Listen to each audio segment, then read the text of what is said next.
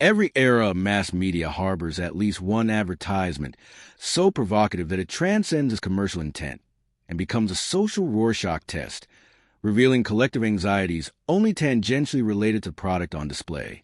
In 1980, Calvin Klein faced congressional hearings after 15-year-old Brooke Shields murmured that nothing came between her and her jeans. For decades later, many scholars cite the spot as a watershed moment in the sexualization of youth culture. Fast forward to July 23, 2025, when American Eagle Outfitters unveiled its Sydney Sweeney as Great Jeans campaign, complete with 3D billboards, Snapchat lenses, and a lavish takeover of the Las Vegas sphere, all designed to jolt a struggling retailer back to relevance by leveraging the star power of a twice Emmy-nominated actress. The resulting backlash would prove that even in an attention-saturated age, an 8-second pun can still ignite a moral panic if the socio-political tinder is dry enough. By the second quarter of 2025, American Eagle faced a 5% projected revenue decline, a bruising $85 million operating loss, and collapsing gross margins, prompting executives to pursue what internal memos called shock-to-scale marketing. Enter Sydney Sweeney, fresh from the box office rom-com Anyone But You, and poised to star in multiple prestige projects, whose perceived accessibility and girl-next-door duality were viewed as antidotes to the brand's sagging Gen Z mindshare. Chief Marketing Officer Craig Brommers greenlit a concept that would push buttons, have fun, betting that playful sensuality delivered by a blonde, blue-eyed icon could outcompete TikTok microtrends and refresh denim's perennial cool. Crucially, the phrase great jeans is hardly new in denim lore. Yet the decision to let Sweeney recite a short genetics lesson, "Genes are passed down from parents. My genes are blue," would soon prove combustible when filtered through America's polarized discourse on whiteness and heredity. Filmed on a minimalist Los Angeles set and graded in a luminous mid-1980s palette, the hero spot echoes Calvin Klein's archival imagery, but with a post-TikTok cadence. Quick jump cuts, ironic voiceover, and a final reveal in which the on-screen text jeans is spray-painted into jeans in bright red strokes. Agency insiders later admitted they chose Sweeney's German Shepherd, Sully Bear, for a cameo in the belief that a rescue dog would humanize the actress's glamorous persona and bolster the campaign's philanthropic tie-in. Namely, that net proceeds from the limited edition Sydney jean would support a domestic violence charity of her choice. No one in the war room apparently anticipated that German Shepherds carried semiotic baggage dating back to Hitler's canines, or that online sleuths would reframe the dog as a Nazi pet within 48 hours of launch. On July 25th, a TikTok user with fewer than 2,000 followers posted a stitch accusing the ad of eugenic undertones, citing Sweeney's Aryan features and the dog's breed as textbook white supremacy aesthetic. Algorithmic amplification propelled the clip beyond its niche, and by July 27th, the hashtags #GreatJeans and #SwastikaSweeney had amassed 15 million cumulative views, prompting right-leaning commentators to deride the outrage as manufactured, while progressive activists rallied around the critique. That asymmetry, tiny origin, massive echo, mirrors the dynamics documented by the New York Times during similar virtue signal flare-ups, but here the presence of an A-list actress and a Fortune 500 ticker symbol supercharged the stakes. Mainstream outlets race to contextualize the dust-up, with CNN declaring that America has been turned upside down by a single jeans ad and likening the dialogic melee to an extended barroom brawl over identity politics. The Hollywood Reporter foreground expert speculation about Sweeney's career trajectory, with publicists split on whether silence or swift apology offered the wiser path.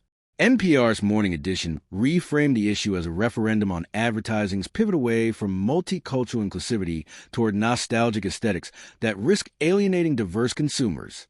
In Ireland, RT invited fashion academics to parse the campaign's pun, concluding that while the spot seemed innocuous in isolation, its timing in a culture primed for racial semiology rendered backlash inevitable.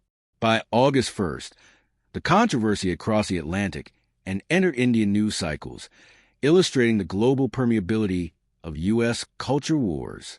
What began as commentary on pun-based copywriting mutated when critics noted Sully Bear's red and black coat and invoked the historical association between German Shepherds and Nazi militarism. The Economic Times reported that trolls labeled the canine a Nazi pet, while the Times of India chronicled memes dubbing the actress Swastika Sweeney. Pet advocacy groups issued statements condemning breed-based slurs, inadvertently fueling a meta-debate on animal symbolism in propaganda. Social psychologists later cited the dog subplot as a case study in how digital outrage metastasizes by annexing tangential symbols, thereby extending a controversy's lifespan far beyond its originating provocation. Former President Donald Trump, who in 2024 acclaimed the Oval Office, injected partisan voltage by posting on Truth Social that Sweeney's ad was the hottest out there, lauding her Republican registration and urging followers to go get Sydney. American Eagle's share price spiked 17% in after-hours trading, adding roughly $200 million in market value, a bump analysts attributed to retail traders whose meme stock tactics intersected with political tribalism. Progressive outlets cited the endorsement as evidence of the ad's dog whistle appeal, while conservative pundits framed Sweeney as a victim of cancel culture. The synergy between brand valuation and presidential validation rekindled fears that marketing campaigns could double as stock price manipulation tools, blurring the line between consumer persuasion and investor signaling. Press Secretary Stephen Chung dismissed criticism as cancel culture run amok, and Vice President J.D. Vance praised Sweeney as an all-American beautiful woman, thereby cementing the controversy as a proxy battle in the broader war over national identity. Hearings were briefly floated by members of the House Subcommittee on Digital Commerce, though they never materialized. Nevertheless, the mere possibility underscored how a denim ad could pierce the legislative agenda during a period otherwise dominated by budget negotiations and foreign policy crises. On August 8, commuters on Southern California's 91 freeway were startled by a defaced billboard reading, "Proud Boys Love Sydney Sweeney," a guerrilla alteration that ABC 7 later traced to unidentified actors brandishing the neo-fascist group's black and yellow color scheme. The stunt, widely photographed and circulated online, magnified the narrative that extremist factions were weaponizing the ad to mainstream their ideology. American Eagle condemned the vandalism, but the imagery lingered, illustrating how corporate campaigns can become unwitting canvases for ideological graffiti in both literal and figurative senses. Within 2 trading sessions of the campaign launch, American Eagle's shares rose 10%, then dipped 5% amid boycott chatter, only to surge again after Trump's endorsement. Market dive analysts warned that such volatility suggested speculators were trading on cultural sentiment rather than fundamentals, echoing broader concerns about financial engineering disguised as creativity. A tabulation of intraday movements shows peak gains on July 31st, when trading volume tripled the quarterly average, before stabilizing at a level still 8% above the pre-campaign baseline, confirming that controversy, at least in the short term, can function as a profit engine for apparel brands. Pre-order data for the limited edition Sydney jean suggested robust demand, yet internal leaks hinted at elevated return rates, implying that some purchases were symbolic gestures in culture war theater rather than authentic wardrobe choices. Whether the controversy ultimately improved denim sell-through remains contested. Preliminary Q3 filings due in November will offer clarity. The uproar cannot be comprehended without situating it in the American preoccupation with genetic discourse, especially as weaponized in anti-immigrant rhetoric. Scholars at Northwestern University argued that referencing inheritance while showcasing a blonde, blue-eyed woman constituted an implicit valorization of white phenotypes, whether intentional or not. Conversely, fashion commentators like Alyssa Vingon labeled the pun merely poor writing, contending that the outcry illustrates an online culture that imputes sinister meaning to banal copy.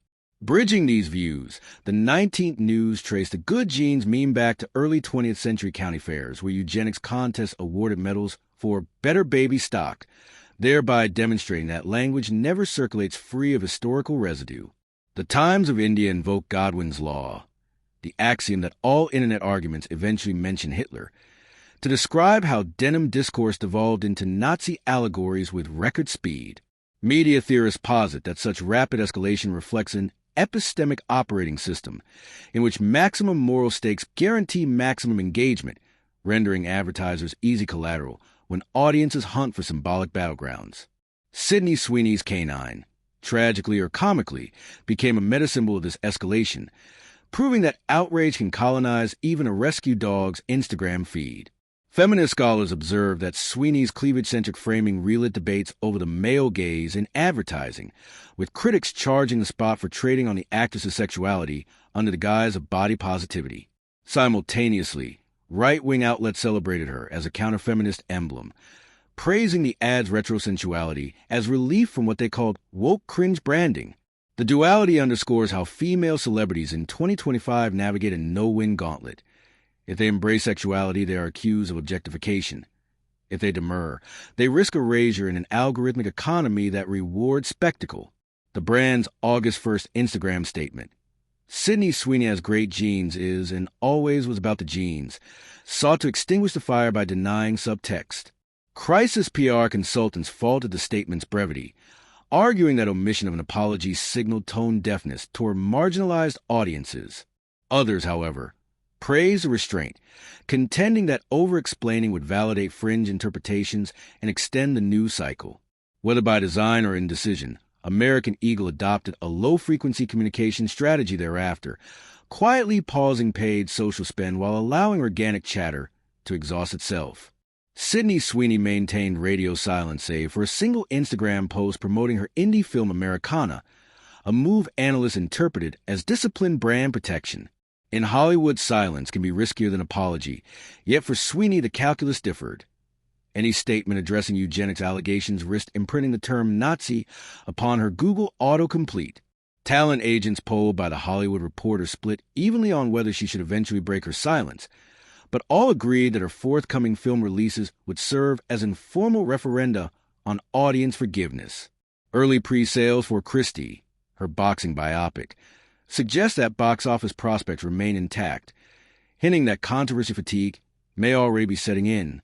The incorporated analysis juxtaposed American Eagle's gambit with prior scandal-driven stock pops, such as a 2024 breastfeeding billboard for Swell probiotic supplements, to argue that brands increasingly court outrage as a lever for investor enthusiasm. Robotic Marketer framed the episode as a masterclass in real-time crisis management, noting that while the short-term optics appeared dire, the long-term brand awareness metrics were off the charts, a trade-off some marketers deem rational in an age where attention itself is a scarce commodity.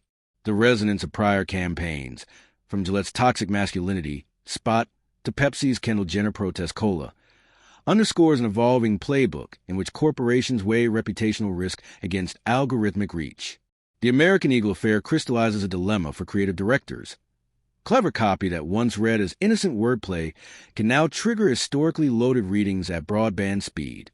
Regulators face a separate conundrum. Should securities law account for culture war-induced volatility, or is such volatility simply the free market's reflection of free speech?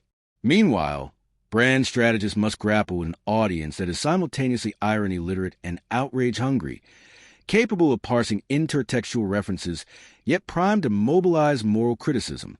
The controversy thus functions as a teachable moment in both marketing ethics and civic media literacy.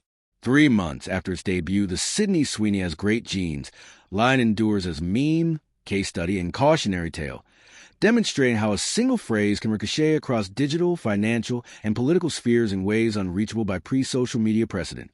For Sydney Sweeney, the saga may ultimately recede into the mosaic of celebrity lore, overshadowed by new roles and red carpet moments. Yet the episode will persist in advertising textbooks as evidence that copywriting can no longer ignore the semiotic baggage of history.